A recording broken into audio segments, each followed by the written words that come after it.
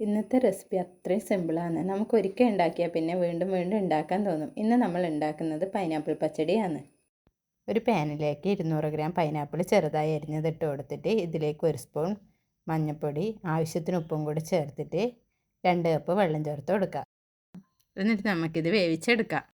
Pineapple തിളച്ച് വരുന്നത് വരെ ഇത് ഹൈ ഫ്ലെയിമിൽ ഇട്ട് കൊടുക്കുക. പിന്നീട് ഇത് മീഡിയം ഫ്ലെയിമിൽ ഇട്ട് കൊടുത്ത് നന്നായി വേവിച്ചെടുക്കുക. വെള്ളം വറ്റുന്നത് വരെ വെയിറ്റ് ചെയ്യണം. പൈനാപ്പിൾ പച്ചടിക്ക് ആവശ്യമായ അരപ്പ് തയ്യാറാക്കാം. ഇതിനായി ഒരു മിക്സിയുടെ ജാർ എടുത്തിട്ട് ഇതിലേക്ക് അരമുറി തേങ്ങ, 2 പച്ചമുളക്, ഒരു ചെറിയ കഷ്ണം ഇഞ്ചി, 1 ടീസ്പൂൺ കടുക് എന്നിവ ചേർത്ത് നന്നായി അരച്ചെടുക്കുക. ഈ അരപ്പ് നേരത്തെ വേവിച്ച് വെച്ച പൈനാപ്പിളിലേക്ക് ചേർത്ത് കൊടുക്കുക. ഇത് നന്നായി മിക്സ് ചെയ്ത് അരപ്പ് വേവുന്നത് വരെ ഒരു മീഡിയം ഫ്ലെയിമിൽ 5 മിനിറ്റ് വേവിച്ചെടുക്കുക.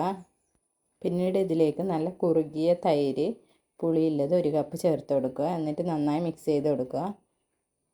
തൈര് ചേർത്ത് കൊടുക്കുമ്പോൾ ഫ്ലെയിം ഓഫ് ചെയ്യാൻ ശ്രദ്ധിക്കണം. പിന്നീട് പൈനാപ്പിൾ പച്ചടിയിലേക്ക് വറവിട്ട് കൊടുക്കുക. ഇതിനായി ഒരു പാൻ എടുത്ത് എണ്ണ നന്നായി ചൂടായി വരുമ്പോൾ 1 ടീസ്പൂൺ കടുക് ഇട്ട് കൊടുക്കുക. കടുക് നന്നായി പൊട്ടിയതിന് ശേഷം 3 വറ്റൽമുളക്, ആവശ്യത്തിന് കറിവേപ്പില കൂടി ഇട്ട് താളിച്ചൊഴിക്കുക. സൂപ്പർ ടേസ്റ്റി ആയിട്ടുള്ള പൈനാപ്പിൾ പച്ചടി റെഡിയായി.